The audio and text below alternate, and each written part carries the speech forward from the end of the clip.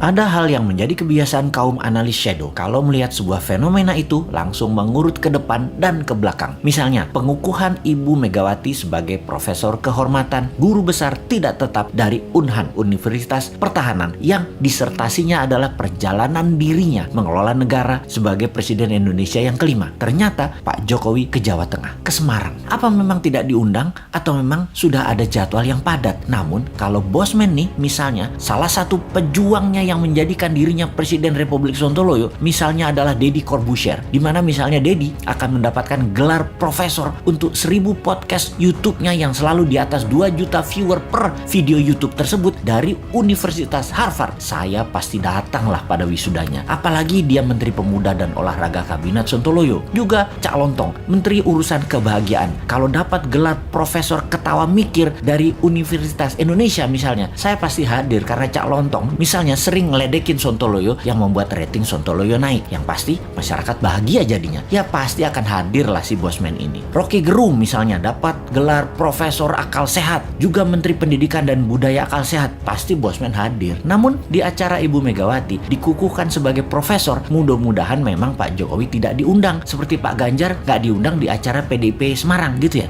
Tapi sekali lagi, kok Pak Jokowi ke Semarang ya? Ke Ganjar ya? Kenapa ya? Gak ke Saudi sekalian urusin supaya Indonesia bisa berhaji misalnya.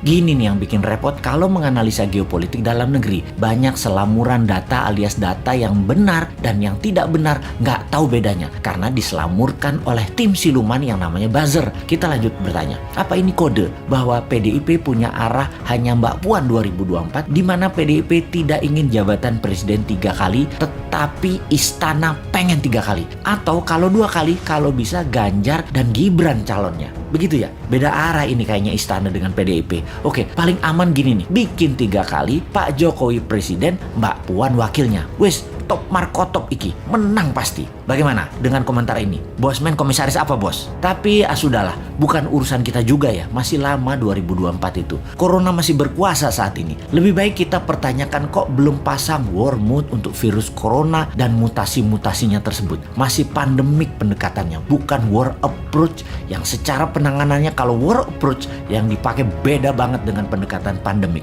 Mudah-mudahan paham dengan apa beda war approach dan pandemic approach.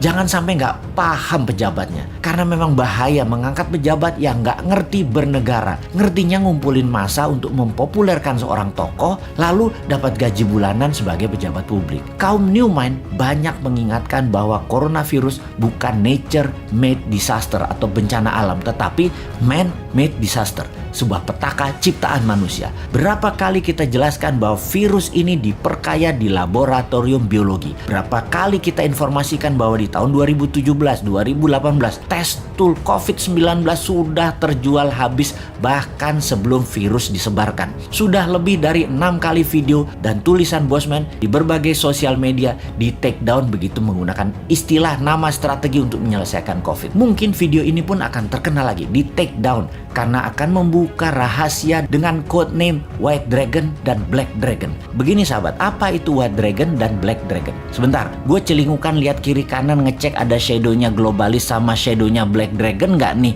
di WC jongkok gue yang lagi mengupdate status.